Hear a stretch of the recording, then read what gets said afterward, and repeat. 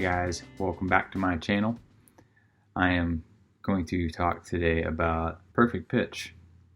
Not baseball, though I like baseball, it might be a favorite sport. I have what's called oftentimes absolute pitch or perfect pitch. It's in a musical sense. According to Wikipedia, absolute pitch or perfect pitch is the rare ability of a person to identify, recreate a given musical note without the benefit of a reference tone.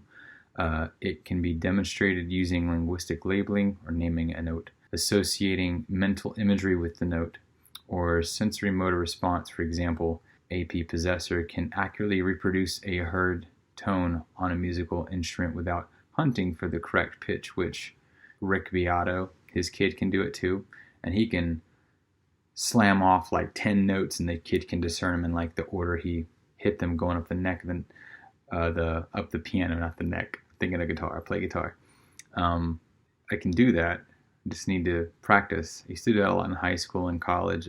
Was in chorus, played guitar since I was 13, and then all through elementary school, middle school, chorus, and like college years, always have been singing, and beyond then too, playing guitar and singing either around with friends or at church or playing like live at a event or two here and there. So just always playing in like couple bands in high school and stuff like that. Always practicing using my ear, especially to make harmonies, which is fun.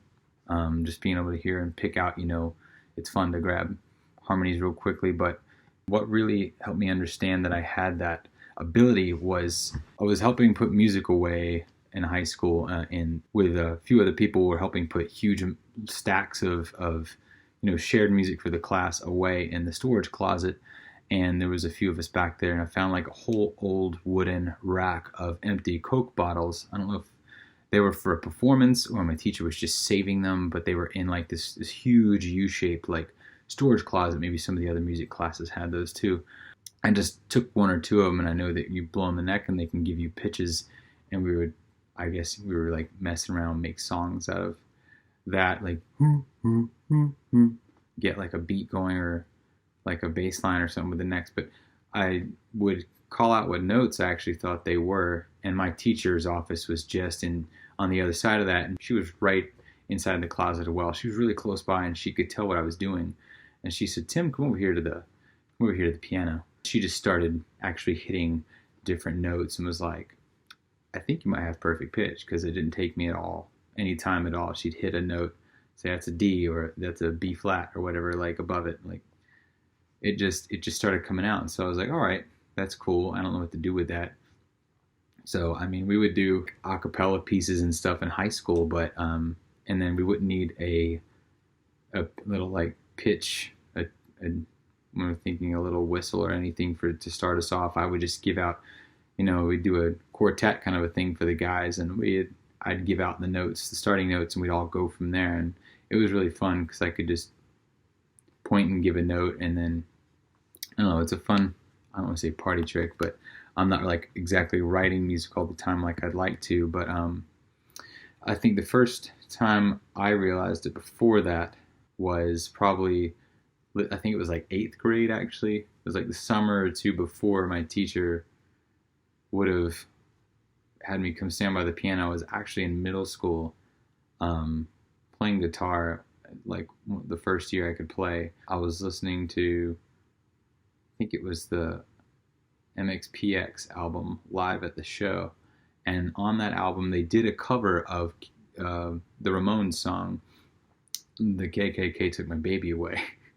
And that song's in G. There's like the intro, it's for MXPX, is sped up,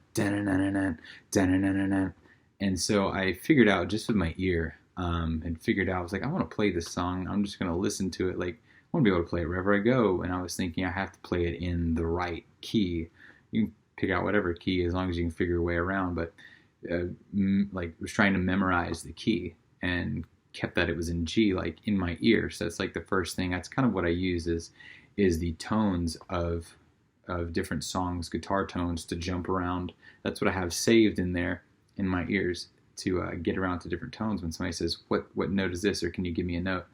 My brain will bust out a guitar tone or an intro or part of a song. And I really do just have certain, whatever that is, like 13, 14, 15 songs I just kind of use as a reference and go right to the note from there. So that one usually for G is still kind of what I use. I'll also use, there's a band called Vera from Georgia. I'm from Georgia. And they used to have a song way back in the day called Paper Cuts, and that also is a G. Dun, dun, dun, dun, dun, dun. And I would use that for a while. And just go right up the line here. G. What do I use for G sharp? I know G sharp and the E chord structure is above. You just have it's in the E structure, so actually go down to E and ba. Can find that real fast. My ear just. I'm actually using the opening chord, Reliant K's song "I Don't Need a Soul." It comes in on an E, so my ear goes to ba, na, and I'm hitting that, and then A. What am I hitting? Right before the big chorus in Amazing Because It Is by the Almost. It's these dan dan dan dan dan. It's an A. So on my brain, I think A. It's because of the hits, how different each of the songs is in tone and style. Somehow it just locked them all in as like a reference for finding those notes really fast. And B flat, I think it's actually the B flat in Smells Like Teen Spirit. Ding ding ding. This is all in the C structure, of course, and any instrument in the key of C. But for B, I think I forget what I used to use. It was like Down by Blink-182 is that opening on guitar, Tom's guitar. I think that's what I use for B. C, I think, was also Blink-182. I think I used the song Damn It. Na na na na na. I think that's one of the first ones after MXPX. Obviously, I liked like punk music, like MXPX, Reliant K, Blink-182 in middle school and high school. But see, it was C sharp. Oh, another early 2000s band. What an early 2000s kid I am. Not sorry. I'm using the C sharp in the second verse of Dare Ya Move by Switchfoot. He says, "Welcome to the fallout." Da-na-na-na-na. That's a B up to a C sharp. Da-na-na-na-na-na-na. I'm using that to get to C sharp. Somebody says, "What's a C sharp?" Na-na. I'm just thinking of it's how particular all those different tones are. My brain can just something about what you hear. It's so like if your ear can almost like have a tactile experience with tone, like when it hits your ear.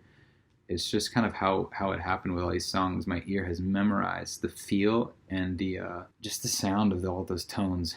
I guess I don't know how else to describe it unless I got with somebody who's a lot more experienced and like dug it out of me. Like, is this how you feel?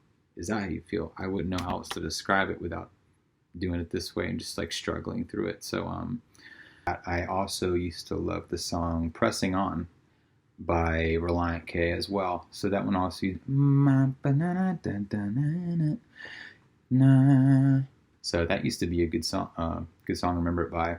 I know a lot of people some people didn't like that song because they thought it sounded a lot like Blink-182 compared to anyway. What else? That was D. I think I used "Been a Son" by Nirvana. D sharp or E flat. I think I'm still using B actually and just going above that, the Blink-182.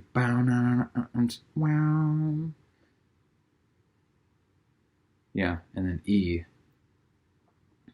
All the same bands and these same types of songs. I just really like these guitar tones. E, I think I'm using some version of School, the song School by Nirvana. I can't go down to E. Yeah, and then F. F, I think, still Smells Like Teen Spirit. It's F, B flat, A flat, and D flat. And then F sharp. I'm using I used to use, there's two songs. One's, was it My Glorious by the band Delirious, of all things. The bass line of that thing used to be E up to F sharp, ba ma ma ma ma ma. That, as well as the song Dive by Nirvana. A lot of Nirvana and all this stuff I had. Middle school and high school, obviously, trying to form what notes I needed to learn, or what things I needed to learn in order to keep all the notes in my head. It was just taking these different things, and it obviously knew what I needed. I didn't know it was doing that until high school and college, using that a lot.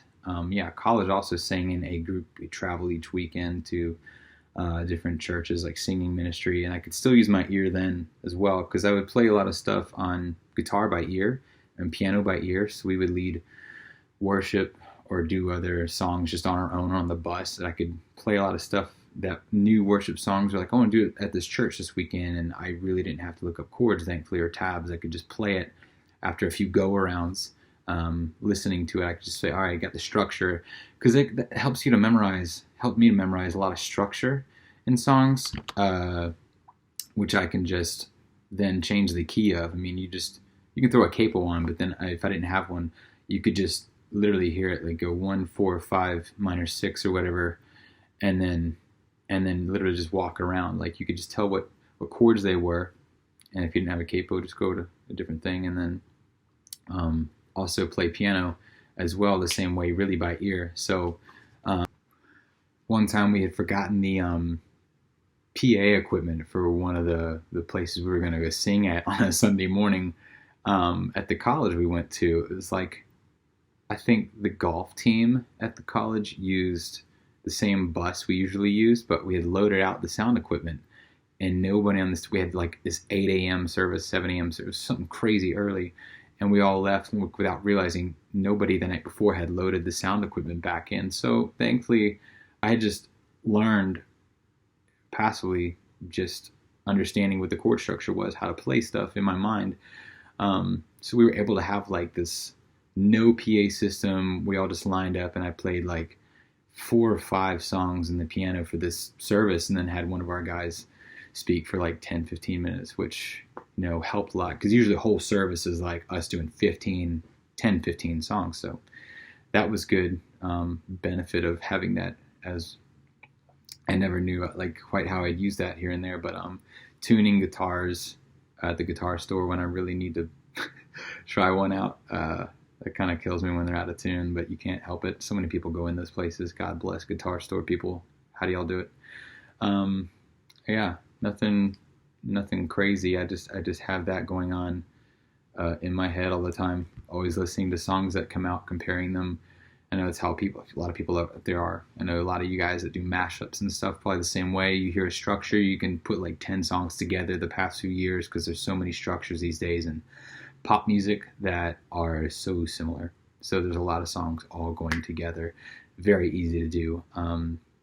But yeah, let me know what you think. If you have anything like this, AP, absolute pitch, or perfect pitch, or anything, I'm not that good at discerning. Like I said, I can sight read music, don't know music that well, don't much about absolute pitch still, even about like sense, differentiating how finely apart different, the hertz and everything. We could have a conversation, you could pick me apart, see what I know, no shame in not knowing what I don't know. I just use what I can here and there. But if you ever have any questions, I'd love to answer them. Or I might have questions for you if I realize you have it as well and you know more about it than me. Hit me up, send me a message or something. I'd love to talk about that. But thank you for checking this out. And it was a long video. Hope you have a good day. Thank you so much. Don't forget to click like. Please like it. If you don't, please let me know in a comment or something. I'd love to have you subscribe. But yeah, have a great day. Thanks.